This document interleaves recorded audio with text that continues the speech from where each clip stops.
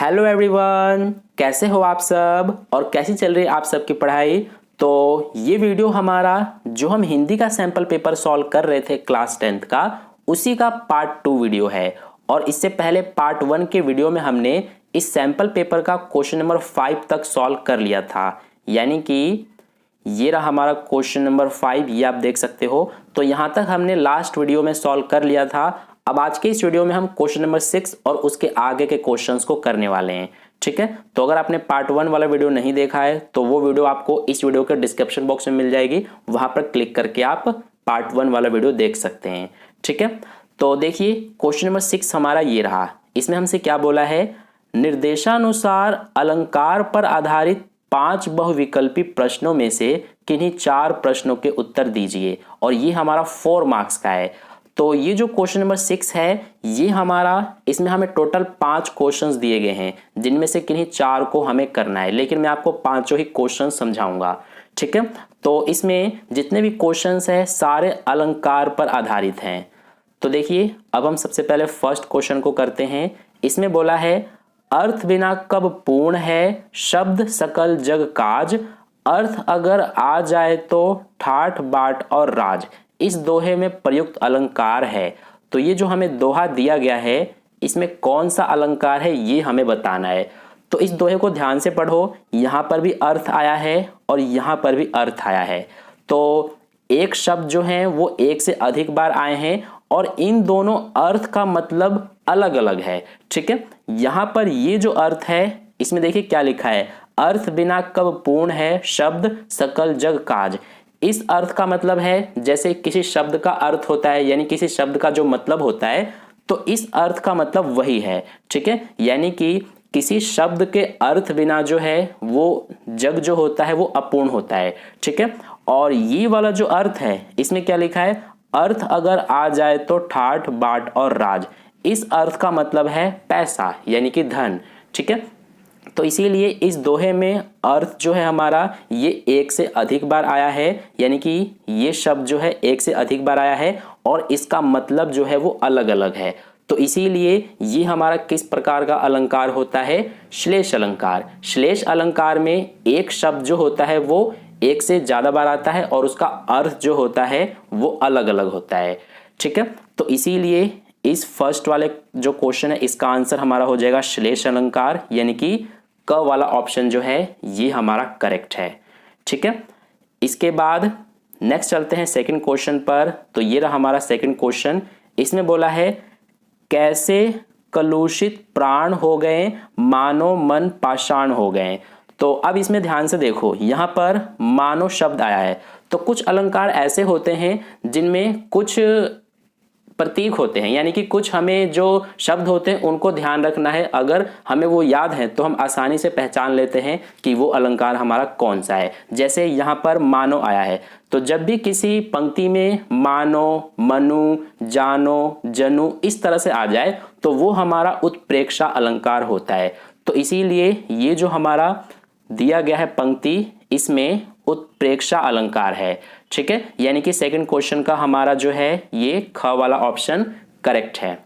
इसके बाद अब हम चलते हैं नेक्स्ट थर्ड क्वेश्चन पर। तो देखिए थर्ड क्वेश्चन में हमसे क्या बोला गया है, इधर उठाया धनुष क्रोध में और चढ़ाया उस पर बाण, धरा सिंधु नभ कांपे सहसा, विकल हुए जीवों के प्राण, इन काव्य पंक्तियों में प्रयुक्त अलंकार है।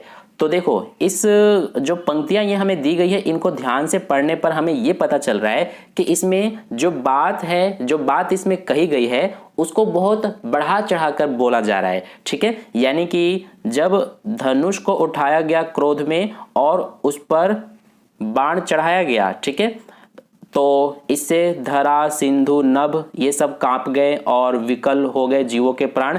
तो ऐसा थोड़ी ना होता है, इसीलिए इसमें जो है बात को बढ़ा चढ़ाकर किया गया है। यानी कि जब भी किन्हीं पंक्तियों में किसी भी बात को बढ़ा चढ़ाकर बोला जाता है, किसी भी बात को बढ़ा चढ़ाकर कहा जाता है, तो उस काव्य पंक्ति में जो है हमारा अतिशयोक्ति अलंकार होता है। इसीलिए इसका ये घ वाला ऑप्शन जो है हमारा करेक्ट है।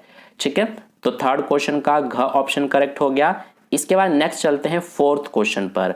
तो फोर्थ में बोला है, एक दिवस सूरज ने सोची छुट्टी ले लेने की बात, सोचा कुछ पल सुकून मिलेगा चलने दो धरती पर रात। इन काव्य पंक्तियों में प्रयुक्त अलंकार है। तो इन काव्य पंक्तियों में अलंकार हमसे पूछा है, तो इन पंक्तियों को ध्यान से समझो। यहाँ पर सूरज के बारे में बोला गया है, तो सूरज जो होता है ये हमारा प्रकृति होता है, यानी कि प्राकृतिक होता है। तो यहाँ पर प्रकृति में मानवीकरण यानी कि मानव के बारे में बताया गया है। यानी कि मानव जो होते हैं जैसे कि हम क्या करते हैं कि हम छुट्टी ले लेते हैं, ठीक है। और इसके अलावा ये जो बात हमें कही गई है इसमें जो है हमारा मानवीकरण अलंकार होगा। यानी कि किसी भी प्रकृति में अगर मानव के बारे में बताया जाता है, ठीक है, यानी कि मानव से रिलेटेड कुछ बातें बताई जाती है प्रकृति में, तो उसमें हमारा मानवीकरण अलंकार होता है। तो इसीलिए फोर्थ का हमारा ये ग वाला ऑप्शन जो है ये करेक्ट हो जाएगा। इसके बाद नेक्स्ट है हमारा 5th नंबर का क्वेश्चन।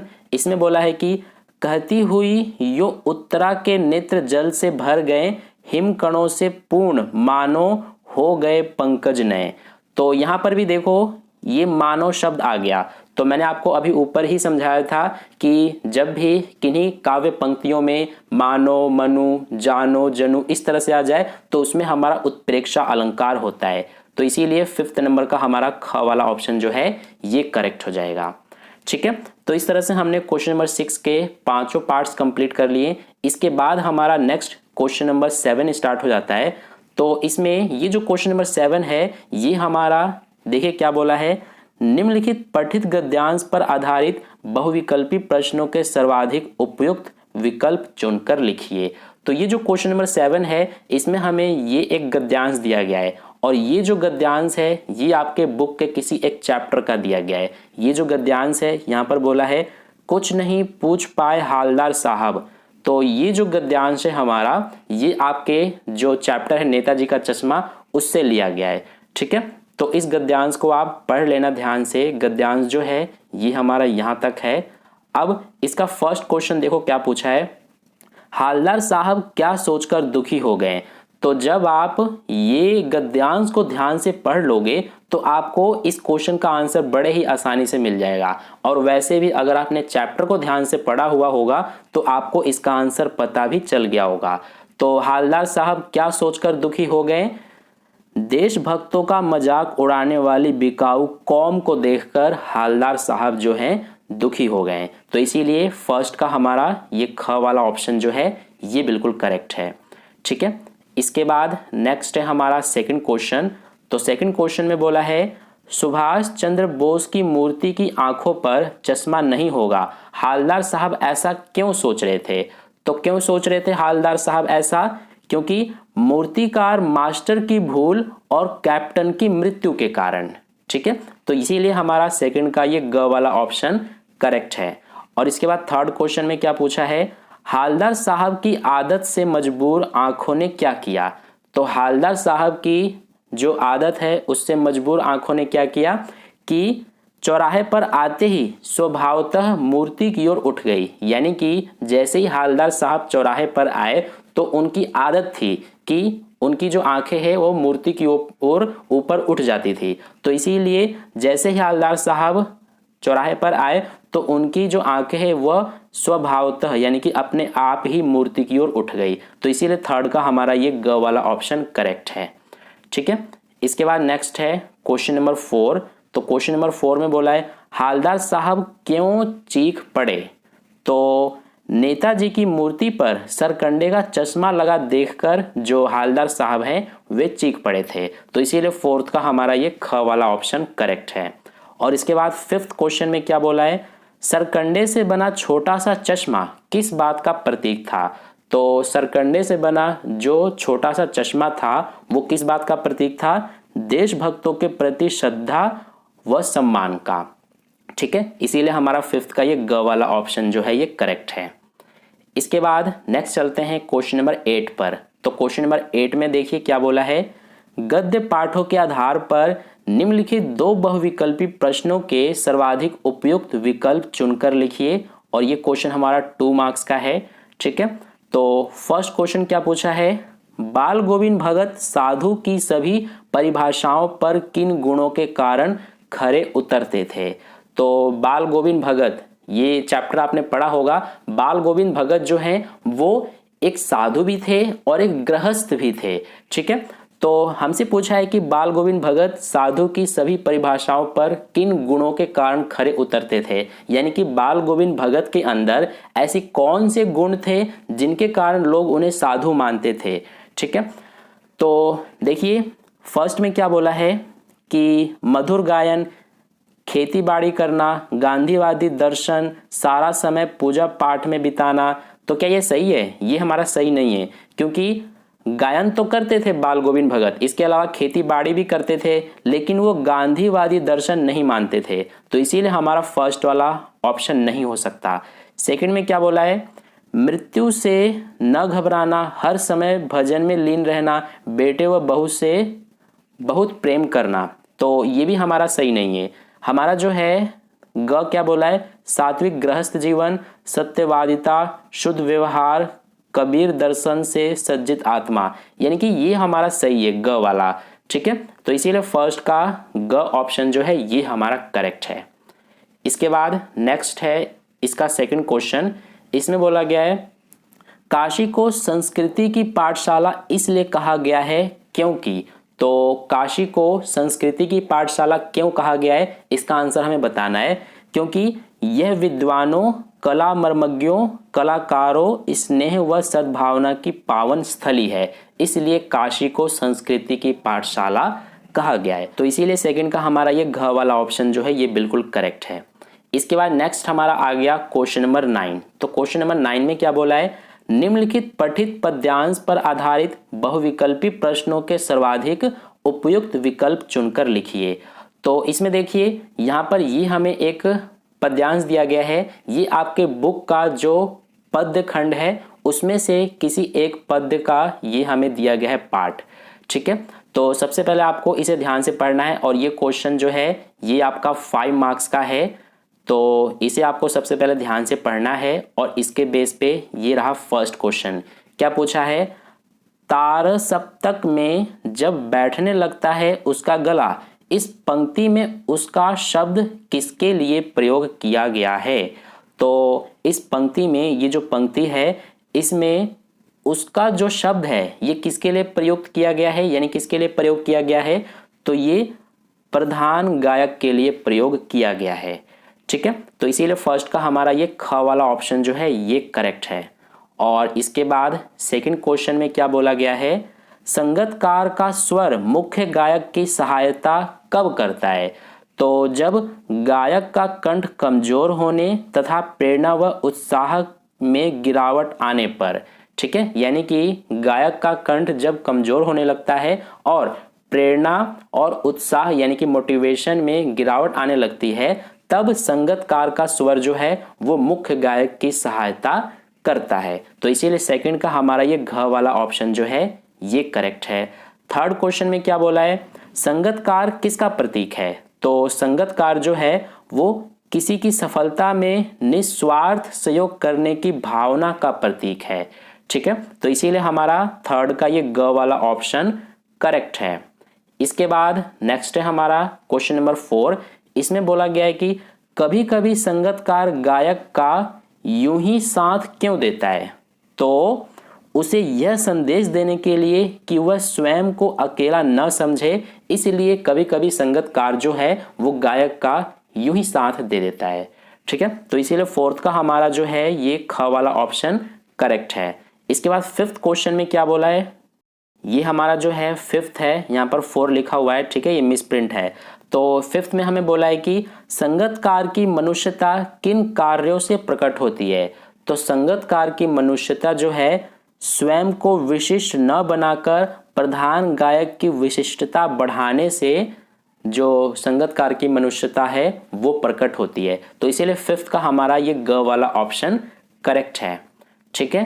इसके बाद हमारा नेक्स्ट क्वेश्चन नंबर 10 स्टार्ट हो गया। तो क्वेश्चन नंबर 10 में बोला है पद्य पाठों के आधार पर निम्नलिखित 2 बहुविकल्पी प्रश्नों के सर्वाधिक उपयुक्त विकल्प चुनकर लिखिए। तो क्वेश्चन नंबर 10 में हमें टोटल 2 क्वेश्चंस दिए गए हैं। पद्य पाठों के आधार पर, यानी जितने भी आपके बुक में पद्य पाठ हैं उनमें से 2 क्वेश्चंस दिए गए हैं, ठीक है। और ये हमारा 2 मार्क्स का है। तो फर्स्ट क्वेश्चन देखिए क्या बोला है, फसल कविता में फसल की श्रेष्ठ परिभाषा के साथ प्रकाश में आए अन्य बिंदु हैं। तो अन्य बिंदु कौन कौन से हैं, कृषि, संस्कृति से निकटता, प्रकृति एवं मनुष्य के सहयोग से सृजन, यानी कि इसका फर्स्ट का हमारा ये ग वाला ऑप्शन जो है ये करेक्ट है। इसके बाद नेक्स्ट देखिए सेकंड क्वेश्चन, सेकंड में क्या बोला है, गोपियों को उद्धव यानी कि गोपियों को उद्धव का शुष्क संदेश पसंद न आने का मुख्य कारण था। क्या मुख्य कारण था, गोपियों को उद्धव का शुष्क संदेश पसंद नहीं आया, इसका कारण हमसे पूछा है। तो गोपियों का ज्ञान मार्ग के स्थान पर प्रेम मार्ग को पसंद करना, यानी कि यही वो कारण था जिसके कारण जो गोपियां हैं वो उद्धव का शुष्क संदेश पसंद नहीं किए थे, ठीक है। तो इसीलिए सेकंड का हमारा ये घ वाला ऑप्शन करेक्ट है। इसके बाद हमारा क्वेश्चन नंबर 11 जो है यहाँ से खंड ख स्टार्ट हो गया, और खंड ख जो है ये हमारा वर्णात्मक प्रश्न वाला खंड है, यानी कि जितने भी इसमें क्वेश्चंस हैं क्वेश्चन नंबर 11 से लेकर, तो इसके क्वेश्चन नंबर 11 से आगे के क्वेश्चन सारे जो हैं वर्णात्मक प्रश्न वाले हैं, यानी कि लॉन्ग आंसर वाले क्वेश्चंस हैं सारे। तो सबसे पहले क्वेश्चन नंबर 11 में क्या बोला है, गद्य पाठों के आधार पर निम्नलिखित 4 प्रश्नों में से किन्हीं 3 प्रश्नों के उत्तर लगभग 25 से 30 शब्दों में लिखिए। तो इसमें देखिए 4 क्वेश्चंस दिए गए हैं, इन चारों क्वेश्चंस में से किन्हीं 3 के आंसर आपको करने हैं 25 से 30 शब्दों में, और ये हमारा जो है 2 मार्क्स ईच है, ठीक है। तो इनके आंसर वैसे तो आप खुद से कर लेना, क्योंकि ये सारे बुक के क्वेश्चंस हैं, यानी कि बुक में जो चैप्टर्स हैं उनमें से ये क्वेश्चंस पूछे गए हैं, ठीक है। तो इनके आंसर आप खुद से कर सकते हो, ठीक है। और क्वेश्चंस आप देख लेना ये क्वेश्चंस किस तरह से पूछे गए हैं। इसके बाद जो ये क्वेश्चन नंबर 12 है इसे भी आप देख सकते हैं। क्वेश्चन नंबर 12 में क्या बोला है, पद्य पाठों के आधार पर निम्नलिखित 4 प्रश्नों में से किन्हीं 3 प्रश्नों के उत्तर 25 से 30 शब्दों में लिखिए। यानी कि क्वेश्चन नंबर 11 में जो गद्य पाठ थे उनमें से क्वेश्चंस पूछे गए थे, और क्वेश्चन नंबर 12 में जो क्वेश्चंस पूछे गए हैं ये पद्य पाठों के आधार पर पूछे गए हैं, और ये भी हमारे 2 मार्क्स ईच हैं, ठीक है। तो इनके भी आंसर आप खुद से कर सकते हैं, ये आप देख सकते हैं सारे क्वेश्चंस है। इस सैंपल पेपर का PDF मैं आपको टेलीग्राम ग्रुप पर सेंड कर दिया हूं, वहां से आप जाकर डाउनलोड कर लेना इस सैंपल पेपर को और अच्छे से सॉल्व कर लेना, ठीक है। इसके बाद क्वेश्चन नंबर 13 जो है ये बहुत ही इंपॉर्टेंट है, इसे भी आप जरूर कर लेना। इसमें जो क्वेश्चन पूछे गए हैं उनको जो आंसर है वो 50 से 60 शब्दों में लिखने हैं, और ये 4 मार्क्स ईच है, ठीक है। इसमें 3 क्वेश्चंस पूछे गए हैं जिनमें से कोई 2 के आंसर आपको करने हैं। इसके बाद क्वेश्चन नंबर 14 जो है ये हमारा अनुच्छेद लेखन वाला है, यानी कि यहाँ पर आपको ये टॉपिक दिया गया है और इसमें ये सब टॉपिक्स दिए गए हैं। तो ये जो सब टॉपिक्स हैं इनके आधार पर ही आपको अनुच्छेद लिखना है। अनुच्छेद का टॉपिक जो है मेन वो ये वाला है। इसके अलावा इसमें आपको ऑप्शन भी दिया हुआ है, ये रहा सेकंड टॉपिक और ये रहा थर्ड टॉपिक, तीनों में से किसी एक पर आपको लिखना है, और ये क्वेश्चन जो है आपका 6 मार्क्स का है अनुच्छेद लेखन वाला, ठीक है। इसके बाद नेक्स्ट है हमारा क्वेश्चन नंबर 15। ये जो अनुच्छेद लेखन वाला क्वेश्चन है मैंने इसका एक अलग से वीडियो बनाया हुआ है, उसका लिंक भी आपको डिस्क्रिप्शन बॉक्स में मिल जाएगा, वहां से आप देख सकते हैं। मैंने उसमें आपको कोरोना जो वायरस है उस टॉपिक पर मैंने निबंध लिखवाया है, ठीक है। देखिए क्वेश्चन नंबर 15, क्वेश्चन नंबर 15 जो है ये आपका पत्र लेखन वाला है, यानी कि इसमें देखिए एक तो आपको जो औपचारिक पत्र होता है वो दिया हुआ है और एक अनौपचारिक पत्र दिया हुआ है, एक फॉर्मल लेटर और एक इनफॉर्मल लेटर। तो दोनों में से आपको किसी एक पर लिखना होता है और ये 5 मार्क्स का है, ठीक है। इसके बाद नेक्स्ट है आपका क्वेश्चन नंबर 16। तो क्वेश्चन नंबर 16 में बोला है स्ववृत्त, यानी कि जो बायोडाटा होता है ना, तो इसमें आपको इस वाले क्वेश्चन में एक बायोडाटा लिखने के लिए बोला है और ये भी 5 मार्क्स का है। इसे आपको 80 शब्दों में लगभग लिखना है, और अगर आप ये वाला नहीं करना चाहते हैं तो आप ये नीचे वाला भी कर सकते हैं। इसमें आपको क्या करना है, यहाँ पर ईमेल लिखना है, ठीक है। इसके बाद नेक्स्ट है आपका क्वेश्चन नंबर 17। तो क्वेश्चन नंबर 17 में ये वाला जो क्वेश्चन है ये विज्ञापन वाला है, यानी कि इसमें आपको एक विज्ञापन तैयार करना है। और अगर आप इसे नहीं करना चाहते हैं तो आप इस वाले को कर सकते हैं, अथवा वाला जो है, इसमें आपको एक बधाई संदेश लिखने के लिए बोला गया है। ठीक है, तो इस तरह से ये पूरा आपका सैंपल पेपर था। आई होप आपको समझ में आ गया अच्छे से। इसमें टोटल 17 क्वेश्चंस पूछे गए थे, यानी कि आपका जो एग्जाम होगा उसमें भी हिंदी के क्वेश्चन पेपर में टोटल 17 क्वेश्चंस ही पूछे जाएंगे। ठीक है, तो आई होप आपको सारे क्वेश्चंस अच्छे समझ में आ गए हैं। तो वीडियो अच्छा लगा है तो वीडियो को एक लाइक जरूर कर देना और अपने दोस्तों के साथ भी जरूर शेयर कर देना, ताकि उन्हें भी इससे बेनिफिट मिले। और अगर आपने अभी तक चैनल को सब्सक्राइब नहीं किया है तो चैनल को सब्सक्राइब कर लेना और साइड में जो बेल आइकन आता है उस पर ऑल पे क्लिक कर लेना, ताकि नेक्स्ट वीडियो जैसी अपलोड की जाए उसका नोटिफिकेशन सबसे पहले आप तक पहुंच जाए। ठीक है, और आपको हिंदी के एग्जाम के लिए बेस्ट विशेज, बहुत अच्छे से पेपर करके आना। Thank you.